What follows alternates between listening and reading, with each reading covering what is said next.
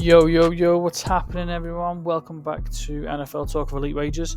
It's real, it's here. Football is officially back. I was super excited for weekend just gone, NFL Week 1. Feels like it's been years since we got to bet on football. And as Scott Hansen said on NFL Red Zone on Sunday, it's been 254 days since the last NFL Sunday. So we made it and it's finally back. I actually managed to watch a lot of the games this weekend. Thursday night football is 1:30 in the morning in the UK, so I didn't actually get much sleep this weekend, but I feel like I was able to grab some valuable information across the league on a lot of teams and key players. I feel like I've gotten a little insight on how each team is looking to play moving forward in this season. Obviously football changes every week. It can change based on opponents. Ebbs and flows of football can change play calling and things like that. Obviously things can change in an instant, but I feel like I get the general idea or the direction that a lot of teams are willing to take this season, and honestly I think that helped me in my betting selections in week 2 and beyond into the season. So I'm going to change up my format a little bit this week. I'm going to split this game week into 2, so I'm going to be doing 2 episodes.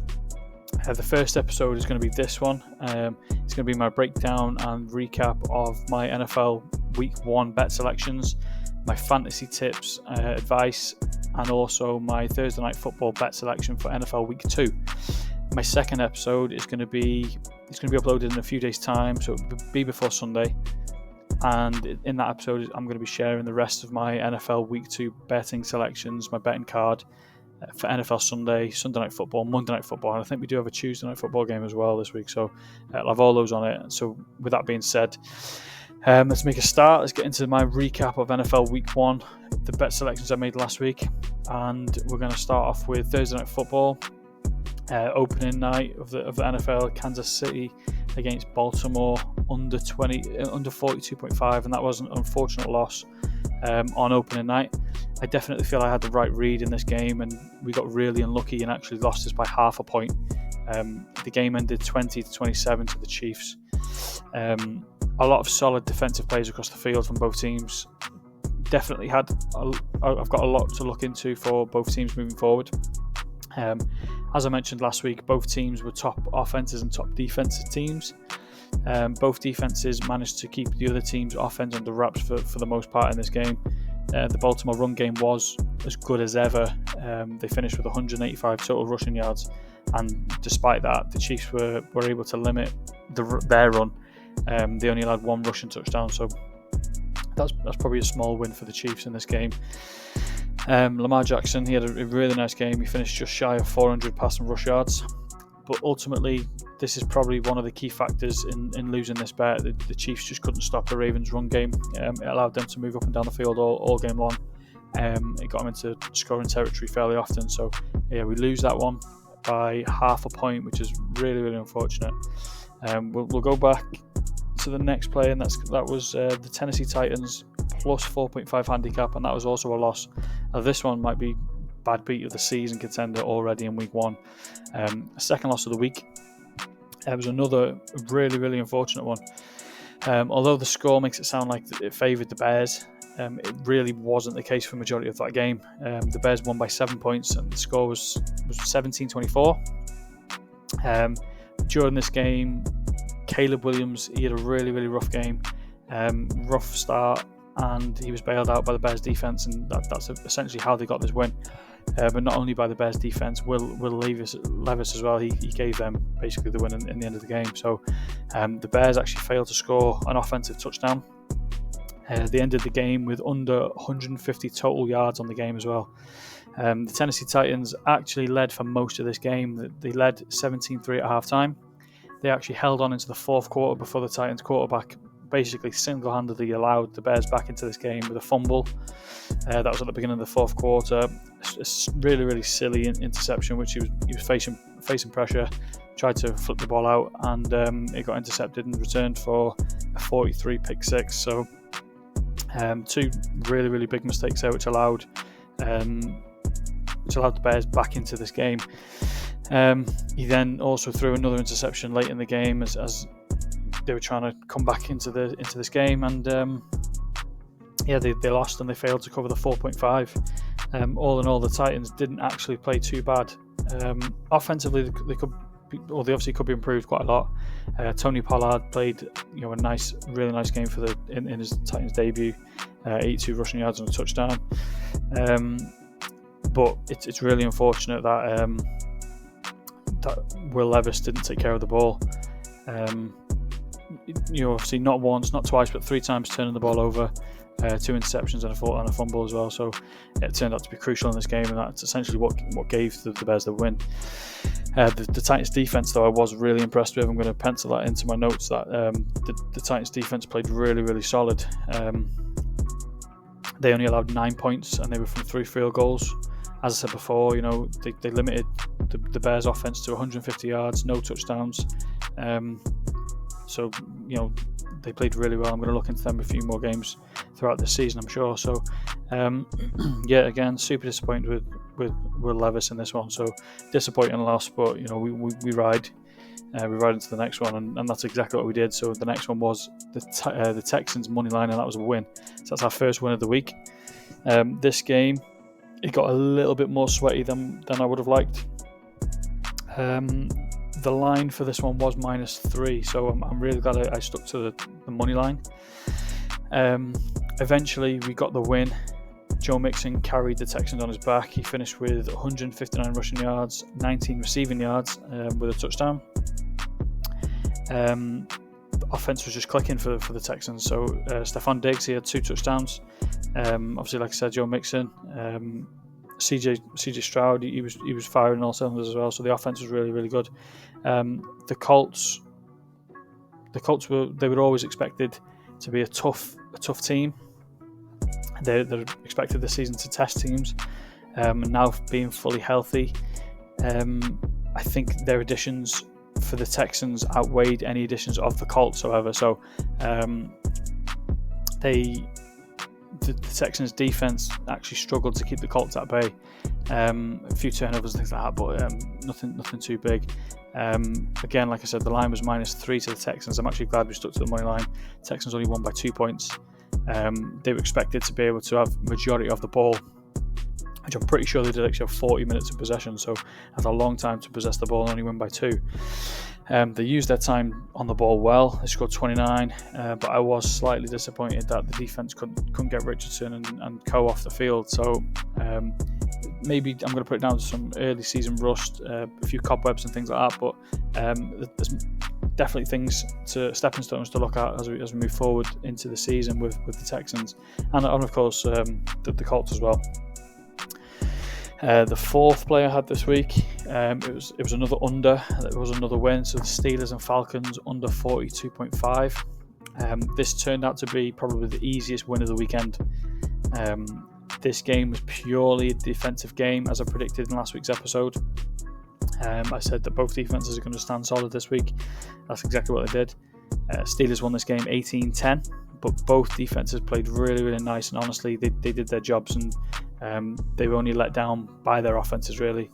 The Falcons defense didn't allow the Steelers a single touchdown all game. All the Steelers' points came from field goals. They scored 6. The Falcons might have won this game if they managed to keep things a little tighter. Maybe stop the Steelers getting into field goal range a few times, but all in all, they still did a good job at limiting the damage and not actually conceding the touchdown. If their offense would have clicked, I assume if they would have scored another touchdown, the game would have been a little bit different towards the end of the game. So that's something to bear in mind as we move on to next week. The Steelers, they held the Falcons to only 1 touchdown, and in total it was only 10 points. Both quarterbacks finished with 156 passing yards, so that's fairly low considering you've got Kirk Cousins on one side. The difference in this game was really the run game from the Steelers, and in particular Najee Harris and Justin Fields. Obviously Justin Fields got the nod, in my opinion. That was the best option for the Steelers. He did a really good job. He won the game. He managed the ball well. He managed the time well. He didn't overcomplicate things. He didn't overthink anything. He just did a really solid job of making sure that the Steelers came out with a win in this game. Harrison Fields, they were allowed to pick up yardage. They kept the clock rolling. They continuously, entered the field goal range. Potentially could have scored a few touchdowns, but at least they came away with some points on a lot of their drives. But yeah, again, both defenses look solid. TJ Watt, he had a sack, a fumble recovery for the Steelers. Matthew Judon and Grady Jarrett, both guys who I highlighted last week in last week's episode for Atlanta. They combined for 2 sacks. I think Judon had half a sack and Grady Jarrett had 1.5. So those two are sort of bonding straight away like I predicted last week. I honestly don't think this is going to be the last time I back either defense. That is a little hint for NFL Week 2 on Sunday, so keep an eye on my next episode for that one. That is a little giveaway of what I'm going to be playing on the weekend. So the final play on my NFL card, it was only a small card, 5 plays, trying to keep it nice and simple, seeing how teams are looking to play and things like that. And this one was probably my favourite bet of the weekend. In my opinion, I said this on my episode last week. In my opinion, this line was completely wrong. It should have been flipped the other way. This game was the Cowboys +3, which was a win. It should have been Cowboys -3. The Browns had no chance. So obviously, CeeDee Lamb had a contract extension a few weeks ago before Week 1, and then Dak Prescott got one on Sunday morning before the game. So he rocked up into Cleveland with the new bag. But ultimately, both of those guys being paid, I think someone said it was a $96 million a year connection for quarterback and wide receiver. $96 million. So that means both guys have to perform. And to be honest, they both started hot. First quarter, 85 passing yards for Dak Prescott and a touchdown pass to Brendan Cooks, and 68 scrimmage yards on 5 touches for CeeDee Lamb. So they both started the game fairly hot. Again, I feel like the line was based on the potential of Deshaun Watson getting back to his best that he was in Houston. And I said that I'd rather take the consistency of Dak, and especially when the Dallas defense held Deshaun Watson to just 36 passing yards in the first half. That's madness. So both defenses did nice plays, obviously as expected. Both solid defensive teams. Micah Parsons had a sack early on in the game. Myles Garrett had a huge sack and a forced fumble, and that actually forced a punt. It was recovered by Dallas, but it forced a punt as Dallas were marching down the field. Looking, every time they had the ball, they were looking like they were going to score. So that was a huge win early on for the Browns. In the end, the Dallas defense smothered the Browns offense. They couldn't get anything going, and then the Dallas offense was too hot to handle for Cleveland. Dallas actually at one point led the Browns 27-3, and at that point they sort of took their foot off the gas, allowed Cleveland to score some points. If they would have carried it going, Cleveland wouldn't have scored in this game. It's simple as that. We bought half a point just in case it stayed a tightly contested game, and this allowed the Cowboys to lose by a field goal if it was a closer game than we thought. And honestly, keep the points. Cowboys easily won this game. The line should have been the complete opposite direction, and I still would have took it. So it was good to end on a win on that card. So I actually went 3-2, small profit plus 0.4 units. So profit's profit. I'm not going to dwell on anything. I feel like I had the right reads on all my plays, and ultimately the end goal was to make profit, and that's exactly what we did. So I'm happy with that. So yeah, we roll onto week 2 with some profit in the back pocket. So as well as my betting card last week, I actually had my first fantasy football breakdown as well.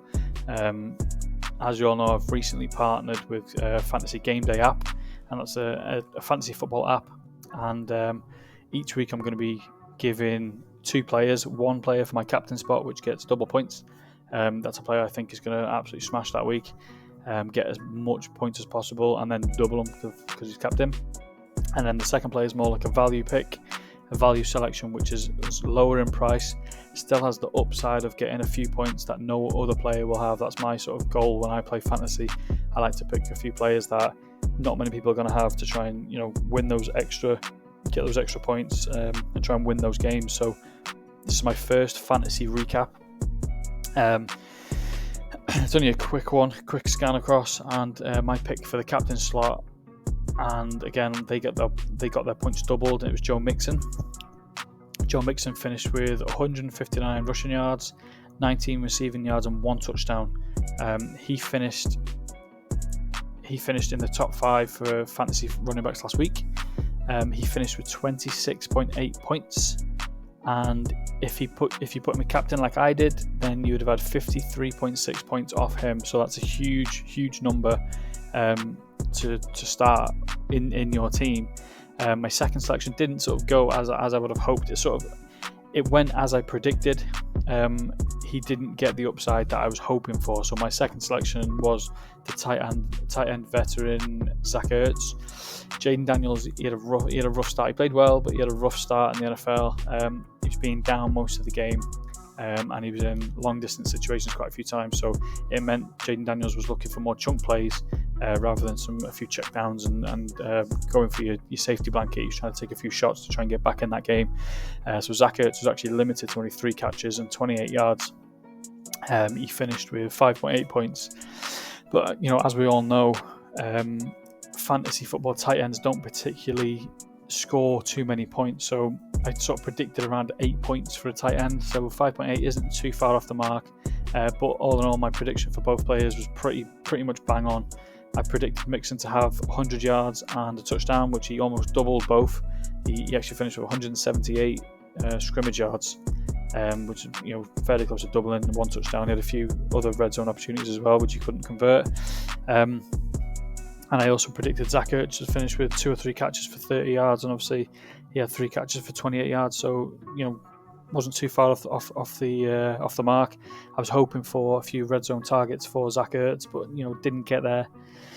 But if you selected both of my players this week, you would have had a combined score of 59.4 fantasy points. And if you ask me, that's not too bad. I was pretty happy with that. I myself finished 16th in fantasy this week, so got some nice profit there. And I'll be back sharing some more fantasy tips and tricks and who I'm going for in my episode which will be out before Sunday Night Football. So make sure you listen to that one as well if you play fantasy and things like that. So we're going to get into the final part of this episode, and that's going to be my Thursday Night Football game. And we've got another crucial AFC matchup on Thursday night. It's the Buffalo Bills at Miami Dolphins. 2 huge teams battling out in their divisions and their conference. This game started off virtually a pick-em. So the Dolphins started off as a -1 point favourite over the Bills, but now it's gone up to a -3. So that's a bit of a shift there. And honestly, I'm going to be straight up. I'm going to be honest. I'm going to start off by saying I don't like how much I like this bet. During my future bets episode, I recorded a few weeks ago, I said how high I was going to be on this Dolphins team in this season, and I also said how I expected the Bills to struggle this season. Pre-season, while I was looking through the schedule, I had this game penciled in as a Dolphins win. Obviously going through the future bets and things like that I went through the schedules. Like I said, I had this game penciled in as a Dolphins win. I actually had the spread more like a -3 in my predictions as well. So it sort of made its way up to a -3 for the Dolphins. And after week 1, I'm actually not so sure. Both the Dolphins and the Bills got the opening week win, but both looked the opposite of what I was expecting. So I'm going to start off with the visiting team, which is the Buffalo Bills. They started their game struggling quite drastically against the Cardinals, and they were last year's 4th worst ranked team. The Cardinals jumped out to a 17-3 lead in the first half.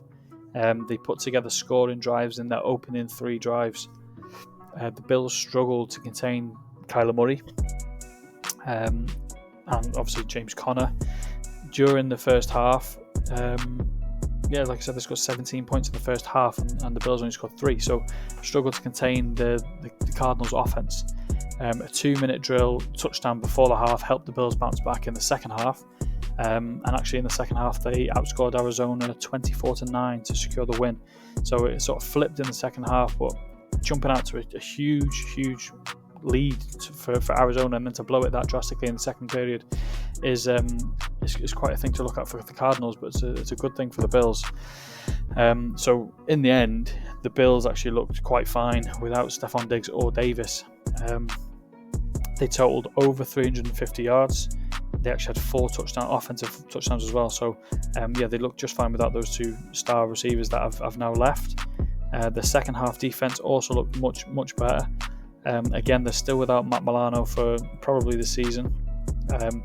They didn't allow an offensive touchdown in the second half, and in fact they forced the Cardinals into 2 3-and-outs, a fumble, and they only allowed the Cardinals offense just a field goal. The other touchdown they had was a DJ Dallas punt return for a touchdown, which was 96 yards. So that was a bit of an anomaly. It's not going to happen every week. But you have to include that. So as for the Dolphins, they played a neck and neck game with the Jaguars. It was truly neck and neck as well.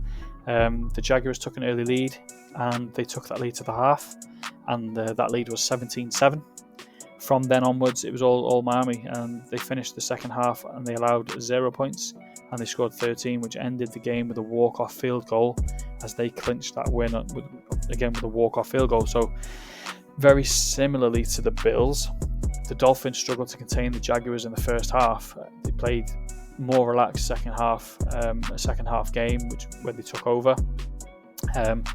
The Jaguars and the Cardinals both scored 17 first half points. That's a huge coincidence considering they're both going to be playing against each other this week. So both of these teams, they were thought to have been a higher playing level to their opponents. Obviously the Cardinals fourth worst last year, and Miami was expected to be a lot better than the Jaguars. They both of them struggled quite early on. They allowed multiple touchdowns. Again, they both allowed 17 points. The thought process in my mind is when they play against each other, they're both going to struggle defensively. They both allowed that same amount of points in the first half, and they both struggled to sort of score those points as well. So in the end, their offense started clicking. So in theory, their defense is going to struggle to stop the other team from scoring, but they are going to score points themselves. When it comes down to who will score more, I believe the Bills will be able to cope with the Miami defense, and I believe the Bills are a much better defensive unit than the Jaguars, who are obviously Miami's week 1 opponent. So I'm actually going to give them the slight edge. Being divisional rivals as well, a lot more at stake in this game. These two face each other quite often, twice a year. And over their last 15 matchups, the Bills have won 13, Miami have won just 2, and the Bills have actually won those 13 games, by an average of 14 points. Despite me being high on this Dolphins team this year, I actually think the way the Bills bounced back and found their rhythm in the second half to beat the Cardinals was much more impressive than the Dolphins' victory against the Jaguars. Strange as it is to say, I actually trust this Bills offense a little bit more than the Dolphins. I feel like the Dolphins is a little bit one-dimensional. Obviously, Tyreek Hill is the guy that Tua is going to look for every time. Jalen Waddle obviously can be a threat. It's just been announced that Raheem Mostert is out. Achane is also questionable. He's a game-time decision. So if those two are definitely out, that's going to be a bit of a problem for the Dolphins as well. And that's going to be even better for the Bills. They haven't got as many things to think about in the run game. So I trust the Bills defense as well to do a better job than the Dolphins defense. I like the Bills to actually win outright, but we're getting a key number at 3, so it's +3 to the Bills now, so which means the Dolphins can win by a field goal and we get our stake back. So my tip for this game is it's going to be a 1-unit play, and we're going to take the Buffalo Bills +3, and it's at odds of 1.83. So one final thing before I wrap this episode up. Myself and Daily College Football. I've tagged him in a few of these episodes, and I highlighted him last week. We've been doing a parlay for the last 2 seasons. This is the 3rd season we're doing it, and it's going to consist of a college football bet and an NFL bet. The college football bet is going to be selected by Daily. He's the college GOAT. I'm obviously going to pick the NFL pick. He obviously does NFL as well, so we sort of scanned through the slate together. We both picked out this selection, and the college bet is all him. So Daily's the college football GOAT. He's actually my go-to guy for college football plays, and I legit take any bets that he tells me to with the utmost confidence in college football, and you all should tail him too. So I'll link his Twitter in the description. But back to this collab bet. The first selection is my favourite play for the NFL in terms of a teaser or a parlay bet, and that's going to be the Buffalo Bills again. We're going to double down the Buffalo Bills, but we're going to go plus 8.5. I've obviously just given my reasons for the Bills money line, so add another 8.5 handicap to the Bills.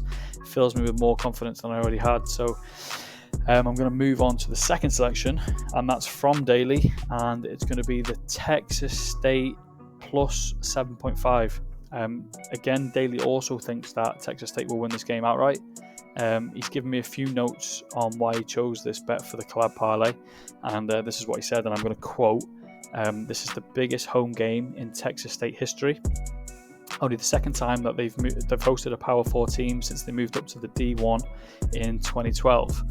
This is a chance to prove that they deserve a group of 5 auto bid in the playoff this season. ASU had 2 outliner performances.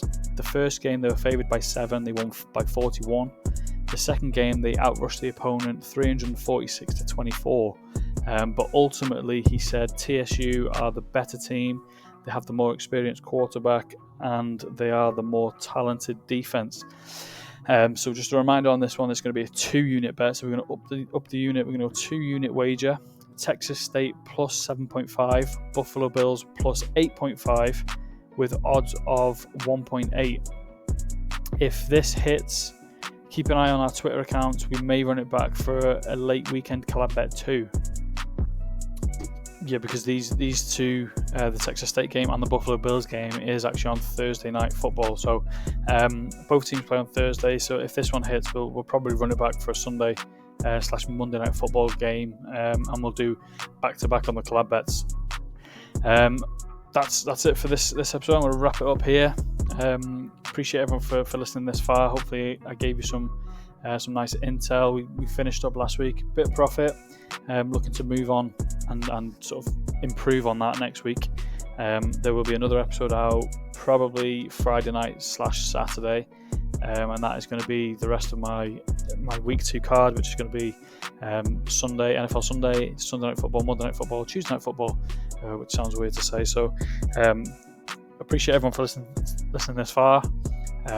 Hopefully lock and load these bets with us, me and Daily on the collab bet, and myself on the Buffalo plus 3.5, and I see you on Saturday.